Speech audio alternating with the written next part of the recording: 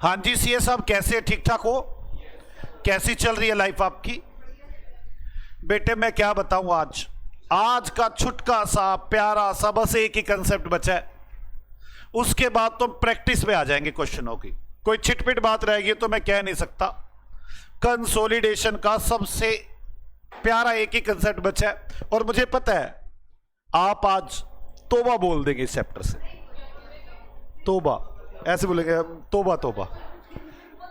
हाँ, आप मेरी बात समझे, मैं कोशिश करूंगा कि आपकी तोबा ना बोले, और मुझे पूरी उम्मीद भी है आप बोलेंगे नहीं। इसके लिए तो मैं आपको, मुझे थोड़ा सा रेफरेंस लेना पड़ेगा AS 13 का। AS 13 का नाम है इन्वेस्टमेंट। मुझे पहले इसके बारे में थोड़ी सी बातें बतानी होंगी, फिर मैं यहां पर आऊंगा। तो थोड़ी देर के लिए हम कंसोलिडेशन से बाहर आ रहे हैं, जरा सिंपल बातें सीखते हैं। ये है नीरज, कौन है ये? और बेटे ये है मुस्कान। बोलो ना हाँ। अब नीरज के पास एक कंपनी का शेयर है, और जिस कंपनी का शेयर है, एक शेयर है, चलो एक शेयर 100 रुपए का लिया था हमने। कंपनी बड़ी अच्छी है, पूरा 1 साल बीत गया। नीरज लिमिटेड सोच रहा है कि मेरे पास प्रॉफिट्स आएंगे, कंपनी प्रॉफिट कमाएगी और मुझे डिविडेंड के रूप में डिस्ट्रीब्यूट करेगी। बोलो हाँ। अब अगला साल आया, यहां पर बैठकर उस कंपनी में मीटिंग होती है, और वो कंपनी नीरज को 5 रुपए डिविडेंड भेजती है। कितने रुपए प्रॉफिट हुआ नीरज को? 5 रुपए। वैसे ये कौन से साल का प्रॉफिट है? फर्स्ट ईयर का। कंपनी ने कौन से ईयर में दी है? सेकेंड ईयर में। सेकेंड ईयर में पे किया। नीरज फिर बैठा है, मुस्कान कह रही नीरज क्या बात, बड़ा खुश है? कहता खुश तो होऊंगा ही, बैठे बैठे कमाई आती है हमारी, 5 रुपए आए हैं, दिख नहीं रहे क्या? बात समझ में आ रही है? बोलो। मुस्कान चल रही है बेटे, कह रही है बैठे बैठे कमाई आ रही है। मैंने कहा हाँ, हमारे यहां पे ऐसे ही होता है। बेटे तीसरा साल आ गया, कंपनी ने इस दूसरे साल का डिविडेंड पे किया, यहां पर 6 रुपए। अगर मैं बात करूं, एक बहुत इंपॉर्टेंट अमेंडमेंट आई थी AS 4 में, मैंने आपको वैसे सिखाई थी। जो कंपनी डिविडेंड दे रही है वो दूसरे साल में डिविडेंड दे रही है। कौन से साल का? पहले साल का। तो event occurring after balance sheet date हो गया, तो इसकी एंट्री फर्स्ट ईयर में बनाई जाएगी कि सेकंड ईयर में बनाई जाएगी? तो अमेंडमेंट आई थी, पहले लॉ में लिखा हुआ था, इसलिए फर्स्ट ईयर में एंट्री बनाई जाती थी, अब नहीं बनाई जाती। अब सीधा एंट्री कब बनाई जाती है? सेकंड ईयर में ही। ये AS 4 बोलता है, ये किसके लिए बोल रहा है? कंपनी के लिए। मेरी बात समझ में आ रही है? जैसे तीसरे साल में जो डिविडेंड दिया जा रहा है वो कौन से साल का है? दूसरे साल का। पुराने टाइम में क्या होता था, AS 4 कहता था जो देने वाली कंपनी है वो यहां पर प्रपोज डिविडेंड की एंट्री बना लेगी। Event occurring after balance sheet date है, बड़ा इंपॉर्टेंट क्वेश्चन है ये। लेकिन अब ऐसा नहीं है। Event occurring after balance sheet date में लिखा हुआ था 3 में से कोई भी एक कंडीशन पूरी हो जाए, या तो उसकी कंडीशन एग्जिस्ट करती हो, या गोइंग कंसर्न इफेक्ट होता हो, या कि गवर्नमेंट की स्टैच्यूटरी रिक्वायरमेंट हो। पहले कंपनीज एक्ट में लिखा हुआ था, स्टैच्यूटरी रिक्वायरमेंट थी कि जो भी आप यहां पर डिविडेंड डिक्लेयर करोगे उसे इस साल की बुक्स ओपन करके दिखा देना। अब ऐसी स्टैच्यूटरी रिक्वायरमेंट हट चुकी है, इसलिए ये अमेंडमेंट आ चुकी है। पहले मेरी बात समझ में आ गई? मैं खैर इस कंपनी की बात तो करना ही नहीं चाहता ना अभी, मैं तो बात कर रहा हूं AS 13 की, AS 9 की। AS 13 तो बात करता है इन्वेस्टमेंट की, AS 9 बात करता है डिविडेंड की, कि डिविडेंड को कैसे रिकॉर्ड करेंगे। AS 13 बात करता है इन्वेस्टमेंट को कैसे रिकॉर्ड करेंगे। 9 का नाम है रिवेन्यू रिकॉग्निशन, अभी नहीं करवाया। मेरे को पता अभी से तोते उड़ के, अभी तो बोला ही कुछ नहीं मैंने। AS 4 13 9 इन्वेस्टर AS 13 के अकॉर्डिंग इन्वेस्टमेंट को लिखता है, उससे मिलने वाले डिविडेंड को कैसे लिखा जाएगा, AS 9 में लिखा है। और जो कंपनी डिविडेंड दे रही है, प्रपोज कर रही है, वो कैसे लिखेगी, AS 4 बोलता है। पक्का? तो चलो मैं AS 9 और 16 13 की बात ही कर लूं, क्योंकि मुझे तो इन्वेस्टर की बात करनी है यहां पर। चौथा साल आया बेटे, कंपनी फिर क्या करेगी, बोलो, डिविडेंड देगी कौन से साल का, तीसरे साल का। कितने रुपए, 7 रुपए। कंपनी डिविडेंड देती कैसे है, कंपनी मुझे फोन करेगी, हाँ जी अब नीरज हो, मैं कहूंगा हाँ, कहेंगे आओ अपना नाम नोम चेक कर लो, हमारे रजिस्टर में लिखा है कि नहीं लिखा। अगर आप हमारे रजिस्टर में आपका नाम नहीं लिखा होगा तो हम आपको नहीं देंगे। हम तो ये देखेंगे कंपनी का एक रजिस्टर होता है, उस रजिस्टर में नाम लिखा हुआ होना चाहिए, वो चेक करेंगे। रजिस्टर कुछ दिन के लिए ओपन होता है, आप जाके देख सकते हैं मेरे पास 5 शेयर है तो मेरा नाम इस रजिस्टर में है या नहीं है 5 शेयर्स के लिए, मेरा एड्रेस वैड्रेस सब कुछ ओके है, ताकि मेरे चेक आ जाएंगे। आजकल तो बैंक अकाउंट चेक करते थे, क्योंकि बैंक में आते पैसे, कि बैंक अकाउंट मान लो मुस्कान का ही डला हुआ है, किसी और का डलता उसके खाते में जाएंगे। क्या आपको मेरी बात समझ में आ गई? पक्का? अब ध्यान से सुनना मेरी बात। 5वां साल आ गया, 5वें साल में डिविडेंड तो यहां मिलना है ना, और कौन से साल का मिलना है, चौथे साल का। मैं अभी यहीं बैठा था, अचानक मुझे पैसों की जरूरत आन पड़ी, मुझे 8 रुपए की बड़ी जरूरत है। मैंने मुस्कान को कहा, मुस्कान एक 8 रुपए उधार दे दे। कहती जब तो बड़ा नाच नाच के दिखा रहा था, पैसा आ रहा है पैसा आ रहा है, ले ले पैसा वहीं से जाके। मैं कंपनी के पास गया, मैंने कहा कंपनी जी मुझे पता है कुछ दिन बाद आपने डिविडेंड देना है। कंपनी कहती हाँ देना है। मैं कहा मुझे फिर अभी दे दो, जरूरत है। कंपनी कहती निकल यहां से, अकेले तेरे लिए थोड़ी ना बैठे हैं यहां, एक शेयर 100 रुपए का लेके आगे, कहता 8 रुपए दो, हजारों शेयर है हमारे, डिसीजन होगा सब कुछ होगा। मैंने कहा कोई नहीं, मैं गुस्से में आ गया। अब आगे गुस्से में कर क्या सकता था, कुछ भी नहीं। मैं मुस्कान के पास गया, मैं कहा मुस्कान तुझे पता है ना मेरी कंपनी कितनी अच्छी है? कह रही हाँ। मैंने कहा वो पैसे नहीं दे रही। कहती ला मुझे दे दे शेयर, मैं ले लूंगी अपने आप। मैंने कहा मुस्कान गलत बात है ये। कह रही बेचना हो शेयर बेच ले, नहीं बेचना हो बातें मत सुना। मैंने कहा तो बड़ी दिक्कत वाली बात है। मैं कहा मेरी बात सुन, कितने पैसे देगी अगर शेयर तुझे दे दूं? कहती 100 रुपए। मैं कहा पागल समझे क्या, आज से 15 दिन के बाद एक चेक आएगा तेरे घर पे, क्योंकि तू तो अपना नाम लिखवा लेगी फटाफट, और 8 रुपए का चेक आएगा तेरे घर पे, मैं तो लुट जाऊंगा। मेरी बात समझ में आ रही है आपको? कहती तो को पक्का है 8 रुपए का आएगा? मैं कहा पक्का पुक्का तो कुछ नहीं है, कंपनी कमा रही है प्रॉफिट, हर बार देती ही है। कहती ना दिए तो? मैं कह दिए तो? मेरी बात समझ में आ रही है? कोई पता नहीं है कितना आएगा, मैं उम्मीद कर रहा हूं 5 6 7 1 रुपया और हो जाएगा, 8 हो जाएगा, हर बार उम्मीद है मेरी, हर बार बढ़ रही है। कहती वो तो मेरे को भी उम्मीद है, पर खाली उम्मीद ही है ना। मेरी बात समझ में आ रही है? मैं कहते मुस्कान एक बात देख, झूठ बोल रही तू, पैसे तो मिलेंगे पक्की बात है, कुछ ना कुछ तो मिलेगा तेरे को। कहती हाँ पक्की बात, कुछ ना कुछ तो मिलेगा। मैं कहते ये भी झूठ मत बोल, तू देख रही है 5 6 7 8 ही मिलेगा तेरे को। कहती हाँ मिलेगा 8। कह रही तूने बेचना है शेयर? नहीं बेचना, तू ये बोल। मैं कहा प्लीज 106 का ही ले ले, 106 रुपए का ले ले। बोलो हाँ।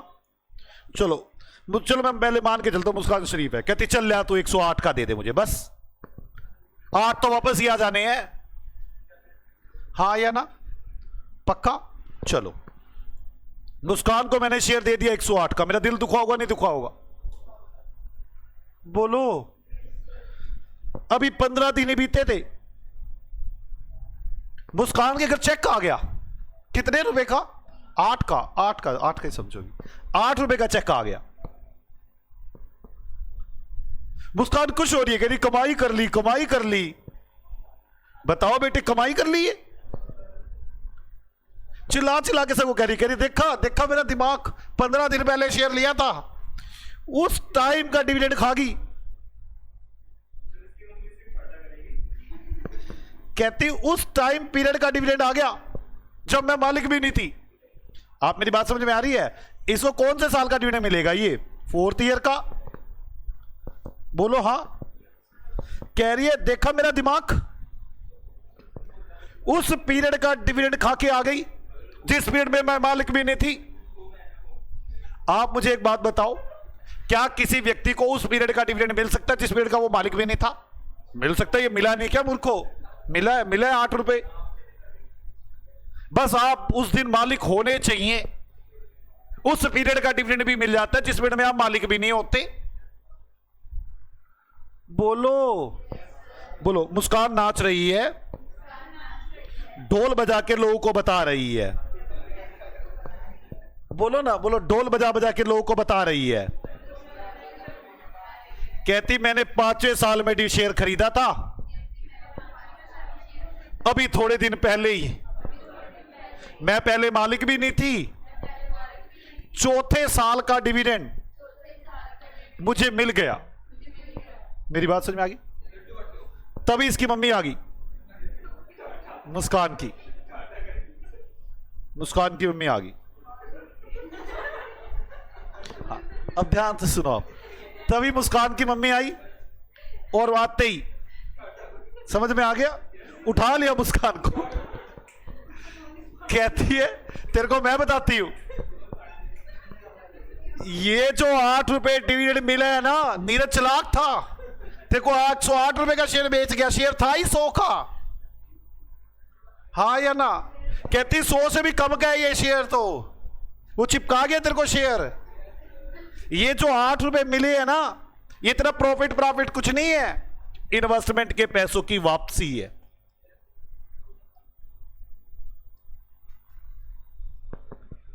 हाँ या ना?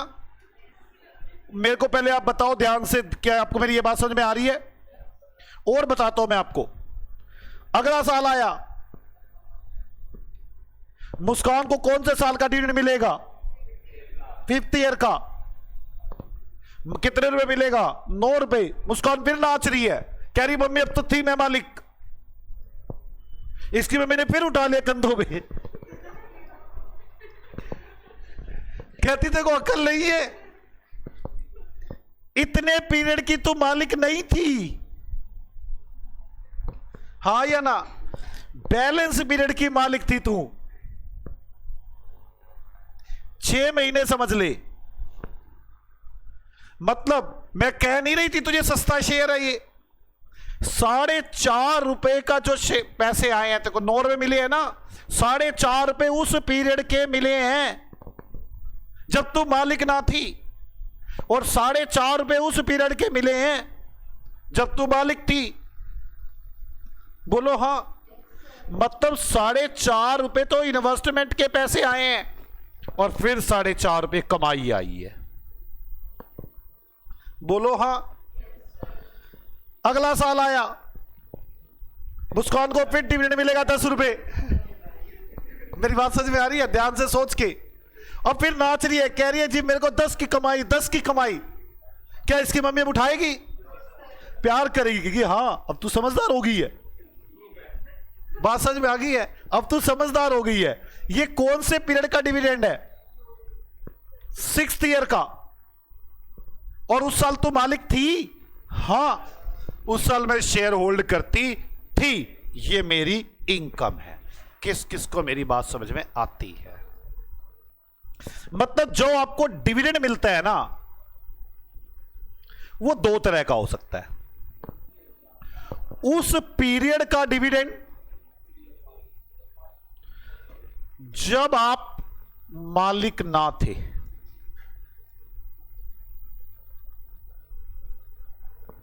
तो हमारी अजम्पशन रहेगी जिससे आपने शेयर खरीदे वो चालाक आदमी था। जिससे आपने शेयर परचेज किए हैं वो चालाक आदमी था। बोलो हां। उसने जब शेयर बेचा होगा जरूर जोड़े होंगे पैसे, कितने जोड़े होंगे ये नहीं पता होता किसी को, जोड़े होंगे जरूर, हां या ना। तो हमें जो ये डिविडेंड मिलेगा इससे हमारी इन्वेस्टमेंट की वैल्यू कम हो जाएगी, हां या ना। और एक डिविडेंड उस पीरियड का डिविडेंड मिलेगा जब हम मालिक थे।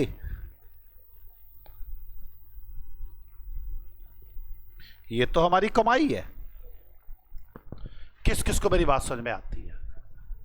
पक्का मैं दोबारा डिस्कस करना चाहता हूं इस बात को। ये एस13 की बात है, मुझे एस13 पे आके मत दुखी कर देना। अब ये एस13 में समझाना था मैंने, यही समझा रहा हूं। ओके, मतलब 1 2 3 4 5 आराम से मुझे बताना मुस्कान ने शेयर खरीदा इस डेट पर, परचेज किया, या चलो यहां पर नहीं, यहां परचेज करता हूं, बोलो यहां परचेज किया। मुस्कान के पॉइंट ऑफ व्यू से बोलना, पहला साल का डिविडेंड, फर्स्ट ईयर का डिविडेंड सेकेंड ईयर में कंपनी ने दिया, क्या मुस्कान को मिलेगा? तो मुस्कान के पॉइंट ऑफ व्यू से कुछ बोलूं? अब तो मालिक ही नहीं, अब तो डिविडेंड ही शेयर ही नहीं मेरे पास। ऐसे मूर्ख थोड़ी ना, आपके पास रिलायंस के शेयर नहीं है, रिलायंस आज डिविडेंड बांट रही है आपको, अच्छा मैं मालिक नहीं हूं। अभी तो कौन बोल रहा है भाई, है कौन तू? मेरी बात समझ में आ रही है? मैं ना मालिक, ना लेना ना देना, ना मेरे पास शेयर। मेरे पास शेयर आएंगे और वो कंपनी डिविडेंड दे, फिर सोचूंगा मुझे मिलेगा कि नहीं मिलेगा। ओके, अब दूसरे साल का डिविडेंड कौन से साल में देगी कंपनी? तीसरे साल में। यहां पे दी, यहां पे दिया, चलो क्या आप कुछ करोगे? सिर गति करोगे आप? कौन सा शेयर ही नहीं आपके पास? वो शेयर तो आ जाने दो। नहीं समझ में आ रही बात? पक्का ना? ये तो मैंने जान के यहां ले लिया था पॉइंट। मैं कहा देखो ऊपर पता भी चलता है नहीं इनको। मान लो यहां पर डिविडेंड दिया, ये डिविडेंड किसको मिलेगा? डिविडेंड रिसीव्ड बाय मुस्कान। कौन से पीरियड का? सेकेंड ईयर का। क्या उस टाइम पर मुस्कान मालिक थी? उस टाइम पर मुस्कान मालिक थी? नहीं, उस टाइम पे कहां थी। ये उस पीरियड पर मुस्कान ओनर नहीं थी। मतलब जो बेचने वाला आदमी होगा वो क्या होगा? चालाक होगा। उसने जब शेयर बेचे होंगे महंगे रेट पर दिए होंगे, नहीं दिए होंगे? बिल्कुल दिए होंगे। अब जो डिविडेंड मुस्कान को मिला है 5 रुपए, इससे क्या करना चाहिए? इन्वेस्टमेंट की रिकवरी, हाँ या ना? इसको बोलते हैं प्री डिविडेंड। क्या बोलते हैं? Pre dividend. ये वो वाला प्री पोस्ट नहीं है यार, कभी आप वो वाले प्री पोस्ट से कंफ्यूज हो जाओ। वो AS21 में है, ये AS13 चल रहा है। ऐसे डिविडेंड को क्या बोलेंगे? Pre acquisition dividend. नाम से चला, प्री एक्विजिशन डिविडेंड, एक्वायर करने से पहले का डिविडेंड। अब मुझे बताना आराम से सोच के, मेरे को ये डर लग रहा है। अब आ गया चौथा साल, मुस्कान को 6 रुपए डिविडेंड मिल गया। मुस्कान नाच रही है, कह रही है कमाइयां कमाइयां। आप बताओ, बोलो क्यों उठाएगी स्कीम? इसको मारेगी क्यों? आधे टाइम पर तू मालिक थी, यहां तक, आधे पर तू मालिक नहीं थी, हाँ या ना? इस 6 में से 3 रुपए प्री एक्विजिशन है और 3 रुपए पोस्ट एक्विजिशन है। बोलो पक्का ना? अब अगला साल, 5वें साल में कौन से साल का डिविडेंड मिलेगा? चौथे साल का। ₹8। अब ये नाच रही है, मम्मी क्या करेगी? प्यार करेगी। उठा के फेंकेगी? नहीं। क्यों? उस पीरियड का डिविडेंड है जब ये पूरी मालिक थी। ये पोस्ट एक्विजिशन है और ये प्री एक्विजिशन है। प्री एक्विजिशन डिविडेंड की एंट्री बनती है bank account debit to dividend और dividend account debit to investment. और पोस्ट एक्विजिशन की एंट्री बनती है bank account debit to dividend और dividend account debit to P&L। अगर आप किसी को याद हो कैश फ्लो स्टेटमेंट, वहां भी ये पॉइंट आया था। पोस्ट एक्विजिशन डिविडेंड ₹5000 रिसीव हुआ। मैंने कहा था बेटे बस एंट्री सीख लो, बाकी सोचेंगे। नहीं आया समझ? वहां यही एंट्री बनाई थी, bank account debit to investment. किस किस को मेरी बात समझ में आ गई? मतलब डिविडेंड दो तरह का होता है। कौन कौन सा? प्री और पोस्ट। प्री कौन सा होता है? उस पीरियड का डिविडेंड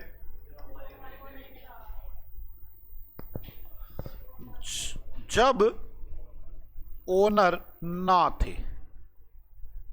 जब ये डिविडेंड मिलता है तो कहां जाएगा? इन्वेस्टमेंट की वैल्यू रिड्यूस करेगा। और पोस्ट एक्विजिशन डिविडेंड उस पीरियड का डिविडेंड मिलता है जब आप ओनर थे। ये P&L में जाएगा। कैसा लगा आपको पहले? अब इसको जरा कंसोलिडेशन में लेकर आओ। नहीं, अब तो मैंने ये बताया सिंपल कि इन्वेस्टमेंट का ऐसा होता है, एक प्री डिविडेंड होता है, एक पोस्ट डिविडेंड होता है। प्री की ये एंट्री होती है, पोस्ट की ये एंट्री होती है। अब हम तो कंसोलिडेशन कर रहे हैं ना, हम ये थोड़ी ना कर रहे हैं कोई। ये तो मैं वैसे ही बताने आ गया था। बोलो ना आपने सेवा की ना? मैंने सेवा नहीं की क्योंकि मैंने कह दिया इस 13 में नहीं बताऊंगा। लो सीए साहब समझना शुरू करें। मैं पहले होल्डिंग कंपनी की बात कर रहा हूं क्योंकि होल्डिंग कंपनी इन्वेस्टर होगी। हाँ या ना? इसकी सेपरेट बैलेंस शीट में, सेपरेट बैलेंस शीट के अंदर इन्वेस्टमेंट नाम से आता है जो कि AS 13 डील करता है। हम तो यहां AS 21 बना रहे हैं, कंसोलिडेटेड बैलेंस शीट। हम तो यहां पे ये कर रहे हैं ना। बोलो, ध्यान से सुनो। 1 साल, 2 साल, 3 साल, 4 साल, 5 साल। H लिमिटेड ने शेयर परचेज किए यहां पर साल के बीच में, या चलो यहां पे शेयर परचेज किए साल के स्टार्टिंग में। क्लियर? अचानक एस लिमिटेड ने डिविडेंड दे दिया। कौन से साल का दिया होगा? इस साल का। बताओ एच लिमिटेड को मिल गया होगा, नहीं मिल गया होगा? वो एच लिमिटेड ने यहां पर शेयर परचेज किए, एस लिमिटेड ने डिविडेंड दे दिया। कौन से ईयर का? फर्स्ट ईयर का। एस लिमिटेड को मिल गया, एच लिमिटेड को डिविडेंड मिला होगा, नहीं मिला होगा? एच लिमिटेड को क्या करना चाहिए? वो डिविडेंड कहां पर डालना चाहिए? इन्वेस्टमेंट्स में। मैं यही बात जानना चाहता था आपसे, कहां पे डालना चाहिए? इन्वेस्टमेंट में। एच लिमिटेड अपने P&L में डाल देगी। हे एच लिमिटेड तू पागल है? बोलो। एच लिमिटेड ने ये 20 रुपए का डिविडेंड, मतलब मान लो उसने 100 रुपए का डिविडेंड दिया, एस लिमिटेड ने 100 का डिविडेंड बांटा। मुझे 80% मेरा शेयर है, मुझे कितना डिविडेंड मिला होगा? 80। मुझे मिला 80 रुपए का डिविडेंड, मैंने अपने एच लिमिटेड ने अपने P&L में डाल दिया।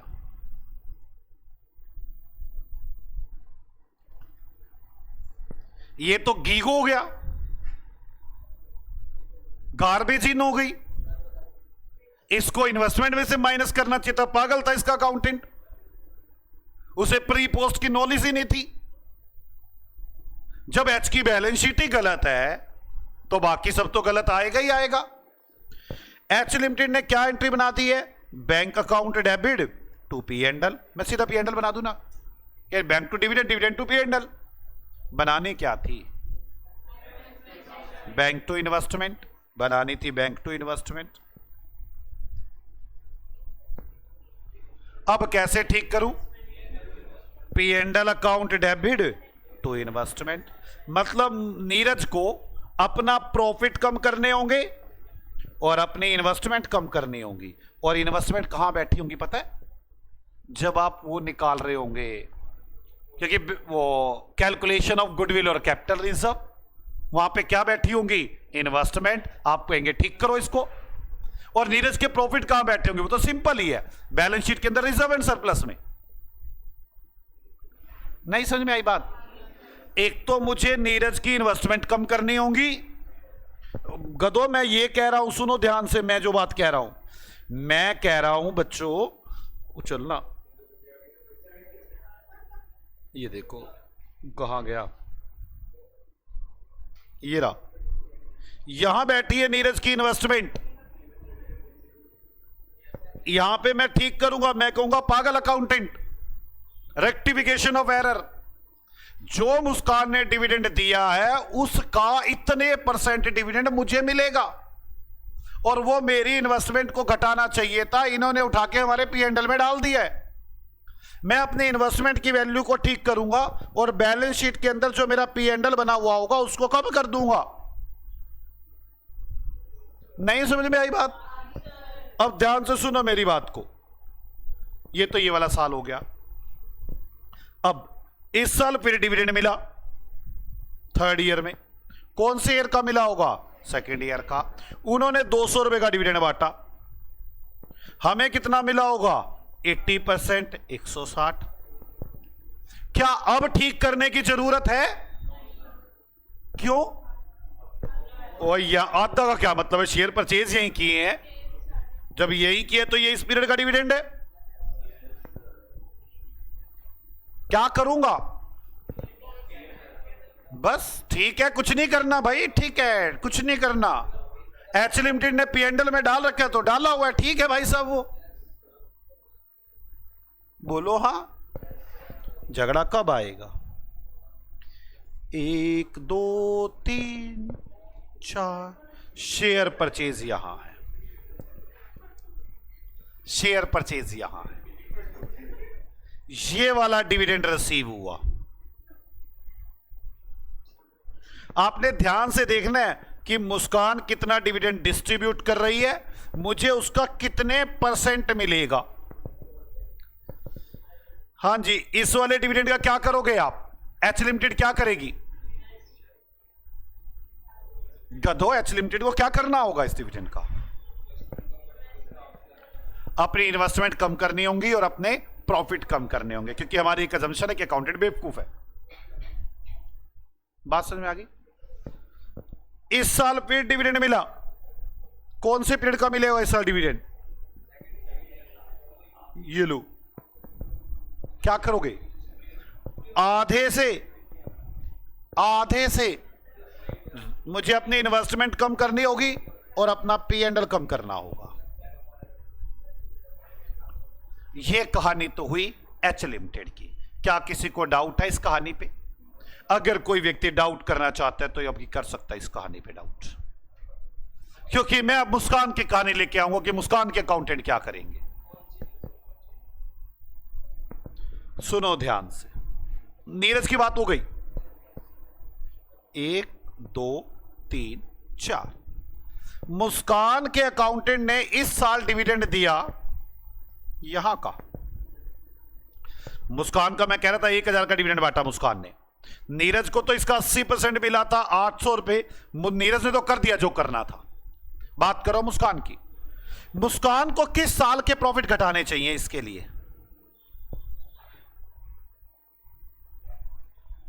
हे गधो, मुस्कान ने सेकेंड ईयर में डिविडेंड बांटा फर्स्ट ईयर का। मुस्कान को किस साल के प्रॉफिट घटाने चाहिए? मुस्कान भी मूर्ख होगी, सेकेंड ईयर के प्रॉफिट घटा के दिखा देगी। ओहो, क्या करना पड़ेगा? इस वाले प्रॉफिट में ऐड, इस वाले प्रॉफिट में से माइनस। वो जब तीसरे साल डिविडेंड देगी दूसरे साल का, तो वो तीसरे साल के डिविडेंड घटा देगी। बोलो हे मूर्ख मुस्कान, तीसरे साल के प्रॉफिट में बढ़ाओ और दूसरे साल के प्रॉफिट को घटाओ।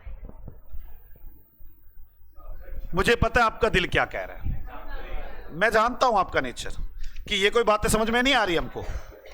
आप हमें एक एग्जांपल देंगे तो शायद हमें ज्यादा अच्छा समझ में आएगा। ओके वेट करो, एग्जांपल करते हैं। तो इस बात को समझाने के लिए ना, प्री पोस्ट की बात को समझाने के लिए मैं एक एग्जांपल लेता हूं। Example number 18, balance sheet as on 31 March 2026।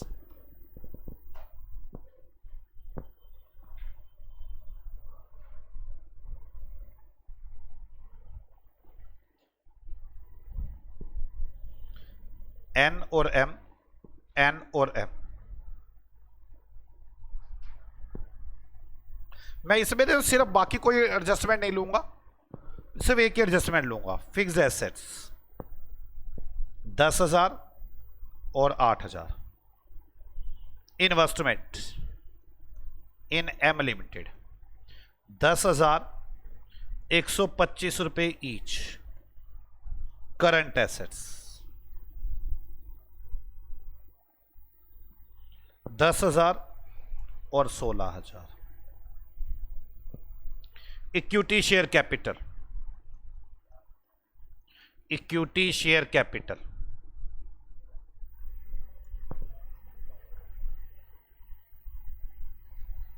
20,000 और 10,000, 100 रुपए ईच। रिजर्व एंड सरप्लस 6,000 और 8,000। लोन 4,000 और 6,000।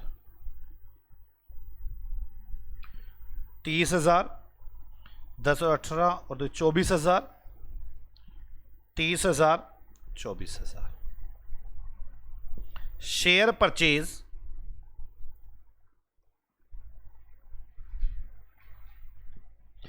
Bye Neeraj Limited as on 1 April 2018। Reserve and surplus of Muskan Limited as on 1 April 2018 is ₹5,000। मैं कोई बोनस नहीं डाल रहा, कोई लॉस बाय फायर नहीं डाल रहा, कोई रिवैल्यूएशन नहीं डाल रहा, कोई डेटर क्रेडिटर नहीं डाल रहा। भी डेटर और क्रेडिटर हैं, स्टॉक भेजा, BRBP, कुछ नहीं डाल रहा। सिर्फ एक बात, हाँ 2018 नहीं, मैं अपने जमाने में कहां चला गया, 2025।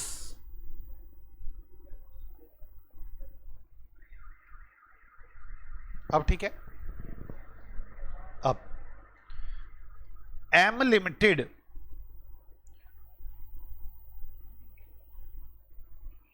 Provided 10% dividend for the year ended on 31 March 2025। 31 March 2025 का डिविडेंड दिया गया है एज ऑन 30 सितंबर 2025। 30 सितंबर 2025 को 10% डिविडेंड दिया गया है। Prepare consolidated balance sheet.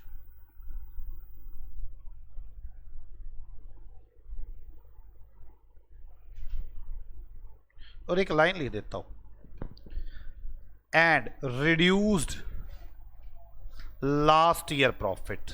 Last year profit prepare consolidated balance sheet. Consolidated balance sheet, आपको कंसोलिडेटेड बैलेंस शीट बनानी है। आ जाओ मेरे साथ साथ शुरू करते हैं कंसोलिडेटेड बैलेंस शीट बनाना। अब ध्यान से समझना मेरी बातों को यार, जो मैं कहना चाहता हूं। देखिए solution, consolidated balance sheet,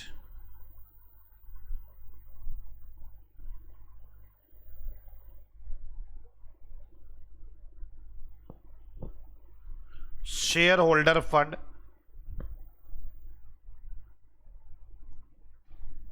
share capital, reserve and surplus,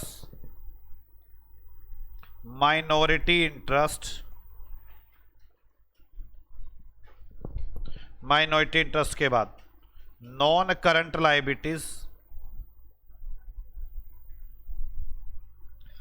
current liabilities,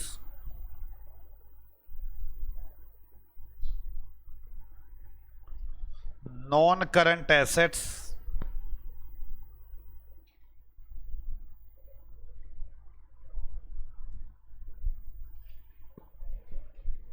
और current assets.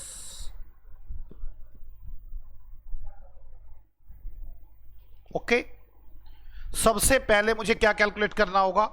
Percentage of holding. बड़े आराम से आप चेक करें, परसेंटेज ऑफ होल्डिंग निकालने के लिए क्या बोनस शेयर्स है? बस एक ही पंगा होता है बोनस शेयर्स का, है नहीं?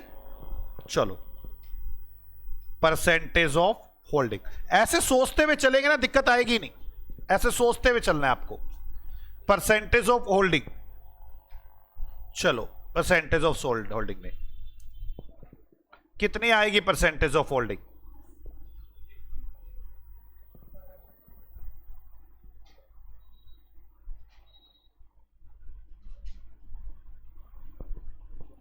चलो परसेंटेज ऑफ होल्डिंग देखते हैं हम लोग। 80 डिवाइड बाय 100 इंटू 100, 80% आ गई। अब हमें क्या निकालना है? कैलकुलेशन ऑफ गुडविल और capital reserve. Calculation of goodwill और कैपिटल रिजर्व। कई बच्चे तो कैलकुलेटर इतनी तेज चलाते डरा देते दूसरे को। इन्वेस्टमेंट 1 अप्रैल 25 को कितने रुपए इन्वेस्टमेंट? 10,000। माइनस क्या करना पड़ेगा इसमें से? Net assets. अब मैं शुरू करता हूं, इसमें से नेट एसेट्स निकालता हूं।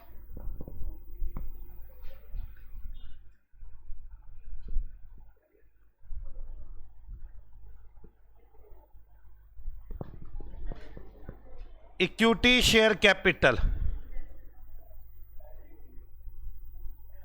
10,000। Pre profit, calculation of pre और post profit.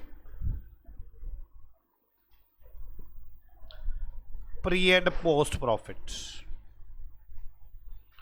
Total post pre reserve and surplus कितना है? टोटल 8,000।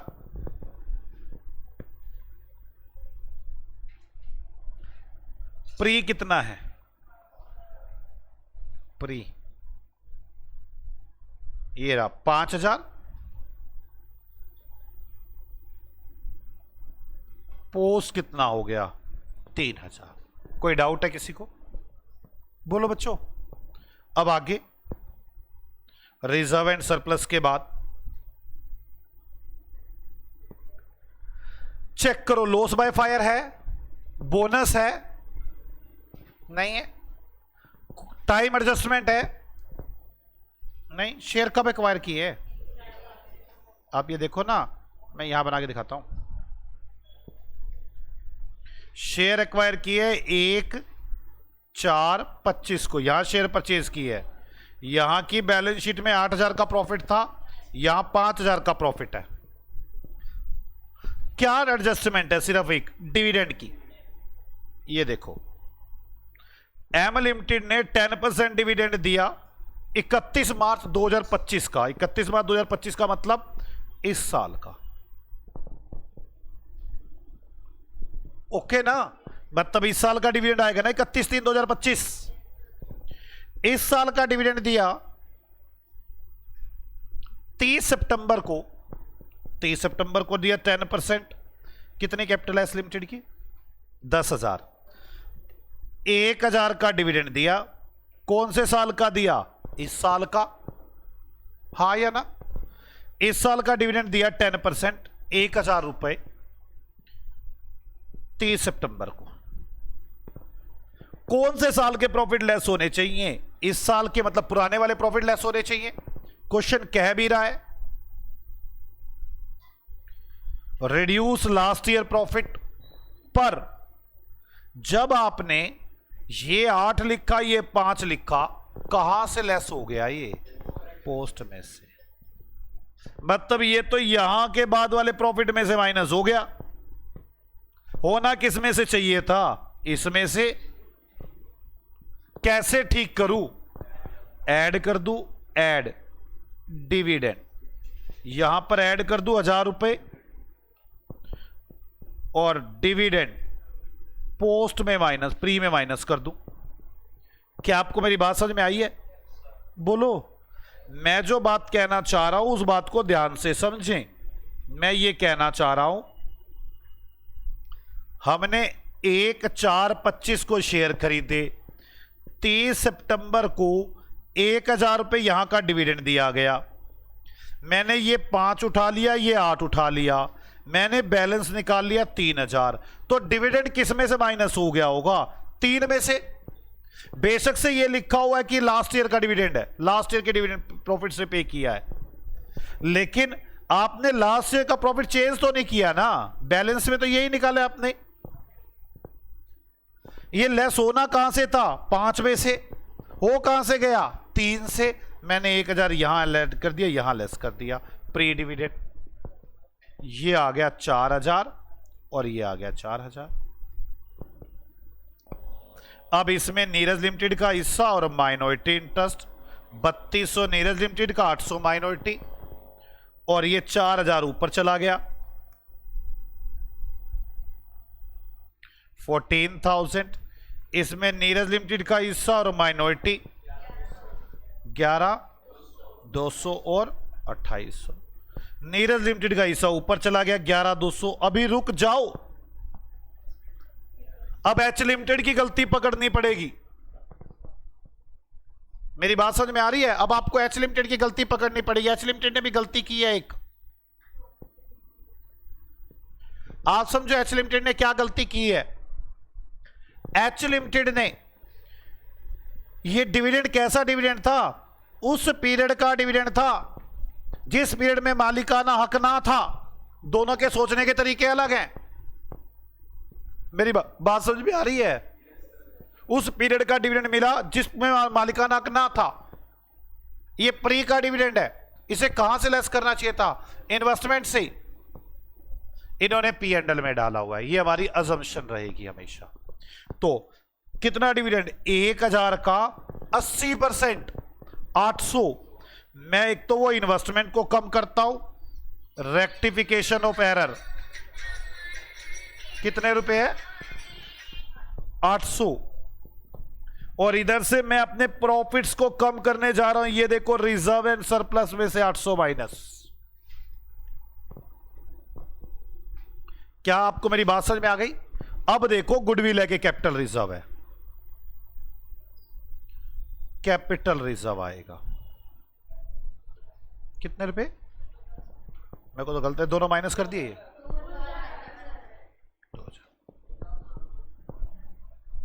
मेरी बात समझ में आ गई? बोलो बच्चों, आ जाओ। अब बनाते हैं हम consolidated balance sheet.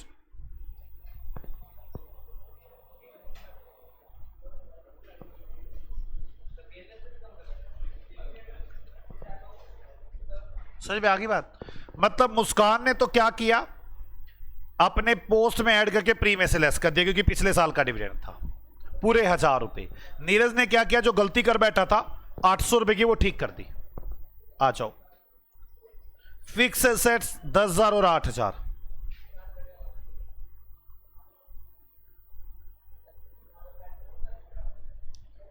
$18,000।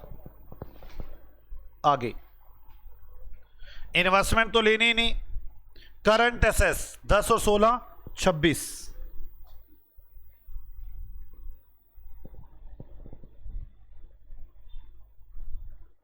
Capital 20,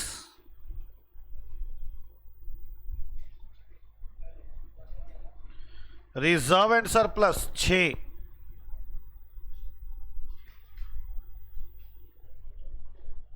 loan 10, capital reserve कितना निकाला था 2000, माइनॉरिटी इंटरेस्ट 2800 ये रहा और 800 ये रहा, कितना आ गया 3600।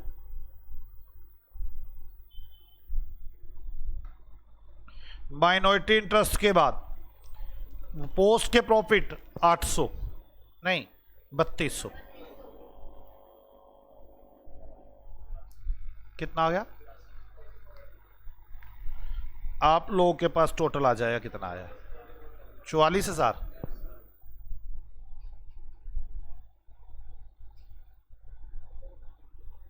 कोई डाउट है किसी को? आपको समझ में आया थोड़ा बहुत बच्चे? कोई डाउट ऐसा फील हुआ कि नहीं मुश्किल है ये? पक्का मैं यही सिखाना चाहता हूं आपको। अभी ये सिखाने के लिए मुझे 1-2 एग्जांपल और लेने होंगे ताकि मैं आपको ये बात क्लियर कर सकूं अच्छे से।